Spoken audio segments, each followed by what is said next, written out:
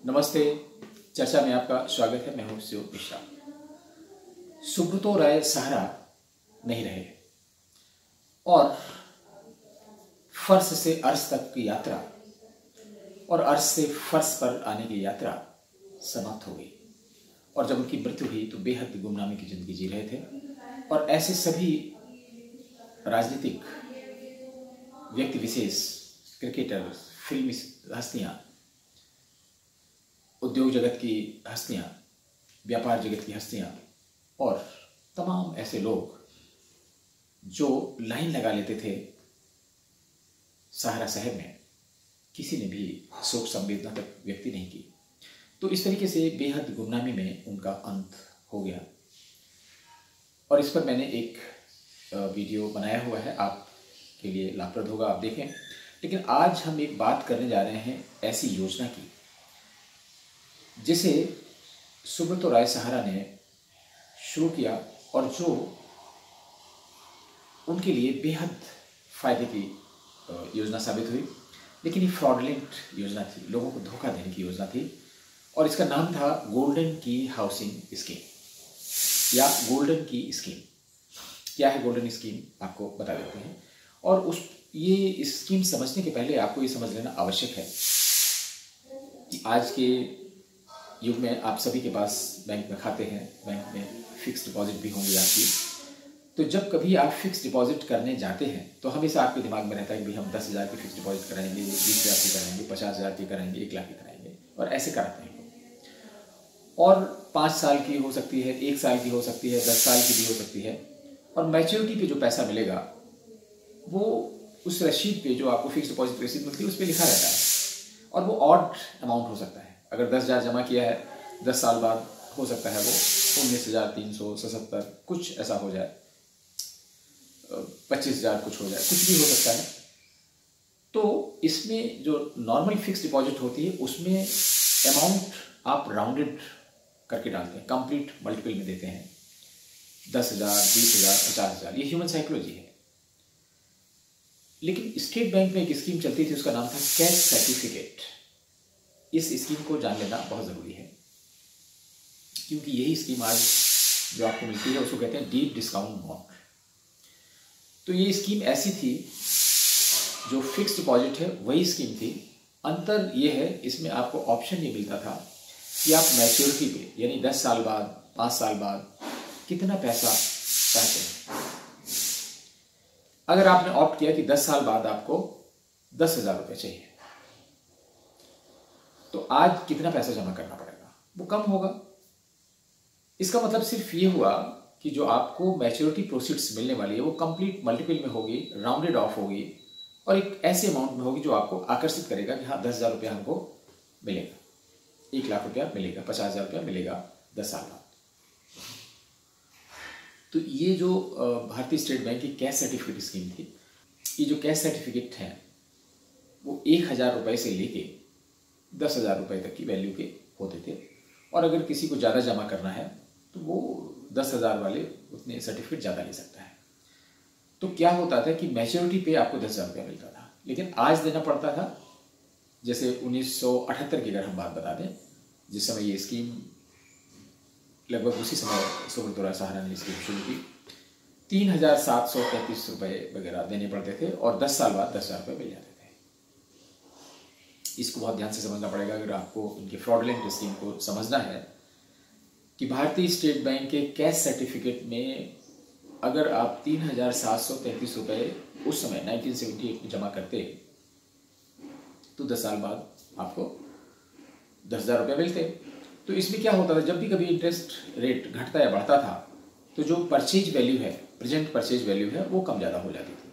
लेकिन लास्ट में जो मैच्योरिटी अमाउंट है वो आपको 10,000 रुपये मिलता था, या जो भी आपने अमाउंट चुना हो, 5,000, 1,000। तो इसका फायदा सुब्रतो राय ने कैसे उठाया कि उन्होंने एक स्कीम लॉन्च की, उसका नाम रखा गोल्डन की स्कीम। और उसमें 10,000 रुपये पैसा जमा करना था पब्लिक को। तो उसमें फ्लैट निकल सकता था, मतलब आपको गोल्डन की नाम ही है उसका, कि एक फ्लैट की, मकान की चाबी मिल जाएगी, ये योजना थी। और भारत में अगर घर का सपना दिखाया जाए तो ये बहुत काम करता है लोगों को। और 1978 में तो जैसे आजकल योजनाएं चल रही, प्रधानमंत्री आवास योजना और ये इस तरह की योजनाएं नहीं थी, तो हर गरीब का सपना होता था कि भाई उसको मकान मिले। और अगर उसमें लॉटरी सिस्टम भी है तो भी लोग तैयार हो जाते थे कि भाई मेरी किस्मत इतनी खराब नहीं हो सकती। तो यहीं से स्कीम शुरू होती थी। सहारा के जो एजेंट होते थे वो वही होते थे, निचले तबके से आते थे, गरीब तबके से आते थे, जो कमीशन पे काम करते थे।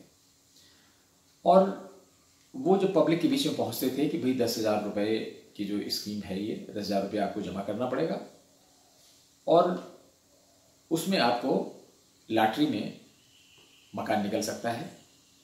और जब तक पैसा सहारा के पास रहेगा तब तक हर साल लॉटरी में आपका नाम आएगा और मकान मिलने के चांस रहेंगे।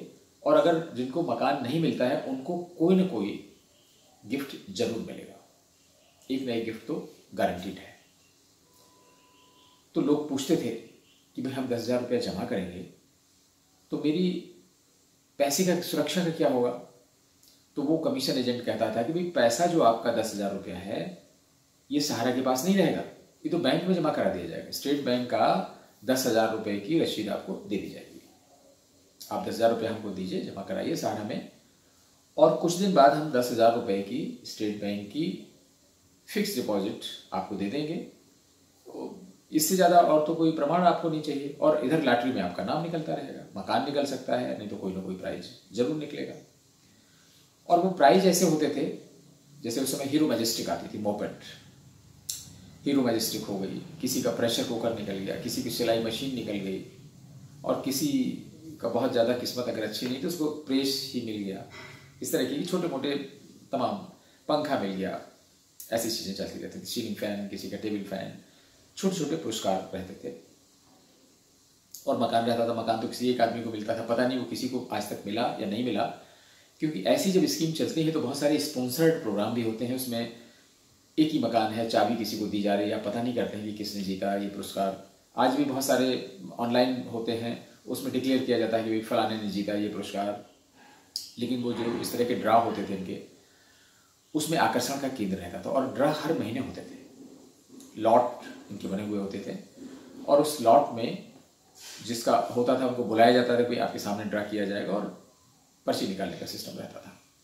तो ये स्कीम बहुत पॉपुलर हो गई। लोगों को लगा कि भाई जो पैसा हम 10,000 रुपया इनको दे रहे हैं वो पैसा सहारा हमको वापस कर रहा है स्टेट बैंक की फिक्स डिपॉजिट के द्वारा, तो मेरा पैसा तो सेफ है। और लॉटरी में अगर मकान निकल गया तो बहुत अच्छी बात, नहीं तो कुछ ना कुछ तो मिलेगा मिलेगा, तो घाटा तो कहीं से नहीं है।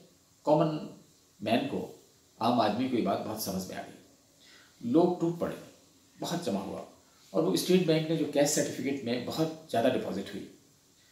तो आप समझ गए होंगे कि 10,000 रुपया का जो कैश सर्टिफिकेट था वो उस समय लगभग 3,700 कुछ रुपए का था। तो सहारा की योजना ये रहती थी कि 10,000 रुपया जो ग्राहक जमा करता था उससे अकाउंट ओपनिंग फॉर्म और ये सब कुछ लेके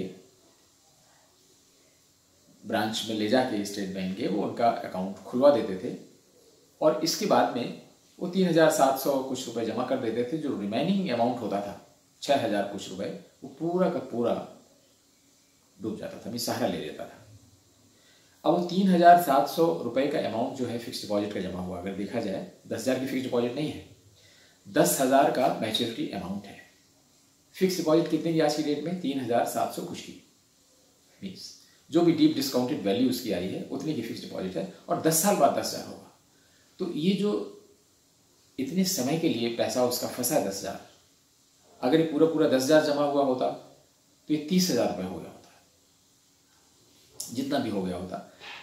लेकिन इतने चालाकी ढंग से जो 10,000 लिया गया, 10,000 रुपये का कैश सर्टिफिकेट उसको दे दिया गया, उसके ऊपर बड़ा बड़ा लिखा है 10,000 रुपये, और उसमें भुगतान की तिथि भी लिखी हुई, किस डेट में मैच्योरिटी उसकी होगी। तो पब्लिक का तो विश्वास जम जाता था कि भाई सहारा कुछ गड़बड़ नहीं कर रहा है। लेकिन गड़बड़ ये होती थी कि 10,000 रुपये लेने के बाद में बैंक में तो 3,700 या जो भी कुछ उसका अमाउंट होता था वो जमा करने के बाद पूरा पूरा पैसा सहारा में चला जाता। इस तरीके से बहुत सारा पैसा, एक तरीके से आप कह सकते हैं कि फ्रॉडलेंट स्कीम ही है, लोगों को धोखा देकर ये काम करने की बात है। उनका पैसा कि 10,000 हम आपको वापस कर रहे हैं, एज इफ कि पूरा पूरा पैसा वापस करें, लेकिन सही नहीं है ये। इससे सहारा की आय में बहुत बढ़ोतरी हुई, बहुत सारा पैसा इकट्ठा हुआ, और ये ऐसा पैसा था जिसको उन्हें वापस नहीं करना, ये पूरा का पूरा प्रॉफिट है। और ये इस तरीके का उन्होंने अपना स्ट्रक्चर बनाया हुआ था जिसमें कोई टैक्स नहीं, कहीं कुछ नहीं, जो भी कुछ है सब कहाँ जा रहा है, कुछ नहीं। सहारा ने इन सब का टैक्स सिस्टम का बहुत भरपूर दोहन किया। और बहुत बाद में जब ये बैंक में इस तरह की शिकायत आई, कुछ केस आए कि भाई ये क्या चल रहा है, तो बैंक ने रियलाइज़ किया कि ये तो सहारा बैंक के नाम को, ब्रांड इक्विटी को भी ख़राब कर रहा है। थोड़ा बैंक ने डिस्करेज किया। स्कीम तो बंद नहीं हुई, स्कीम तो बहुत बाद में बंद हुई, लेकिन स्टेट बैंक ने डिस्करेज किया। उसी समय 1980-81 में इंदिरा विकास पत्र लॉन्च हुआ। जब सहारा को लगा कि स्टेट बैंक से थोड़ा सा सावधानी बरती जा रही है, कई ग्राहकों को बताया जाने लगा है कि भाई आपका सिर्फ इतना पैसा जमा है, ये 10 साल बाद मिलेगा, कल मत आ जाना, तो लोगों को रियलाइज होने लगा धीरे धीरे कि भाई ये तो गड़बड़ हो रहा है कुछ।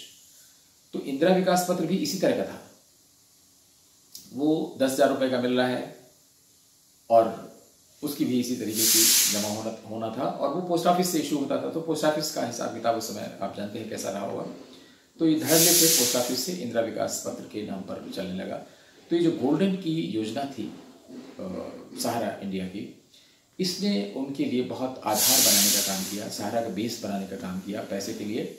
और यहीं से सहारा ने जो अपनी उपस्थिति दर्ज कराई मार्केट में, लेकिन दुर्भाग्य से जो मार्केट रेगुलेटर हैं, जो दूसरी मॉनिटरिंग एजेंसीज हैं, उन्होंने कभी इस चीज़ को इतनी गंभीरता से नहीं लिया कि ये जो योजना है ये क्या है, इसकी पहल क्या है। क्या किसी भी छोटी मोटी कंपनी को, वित्तीय कंपनी को अपनी तरफ से ऐसी लोक लुभावन योजनाएं बनाने का, पेश करने का खुली छूट देनी चाहिए, उनको अधिकार है। और अगर कोई ऐसी योजना दी रहती है तो उसकी तय में जाना चाहिए कि अल्टीमेटली पैसा कहाँ से आएगा और क्या हो रहा है इसका। हम लोगों के यहाँ आज भी ऐसा सिस्टम नहीं है, या जो भी मॉनिटरिंग सिस्टम है तब से बहुत बढ़ोतरी हुई है, बहुत मॉनिटरिंग की जा रही है, फिर भी इस तरह के फाइनेंशियल फ्रॉड होते चले जा रहे हैं। तो ये एक ऐसी स्कीम थी जिसकी वजह से सहारा जो था वो सहारा इंडिया बना, सहारा इंडिया परिवार हुआ, और सुब्रतो राय सहारा और सुब्रतो राय सहारा श्री बन गए। नमस्ते। इसमें और भी बहुत सारे तथ्यों के साथ आपसे फिर मुलाकात होगी, तब तक के लिए आज्ञा दीजिए।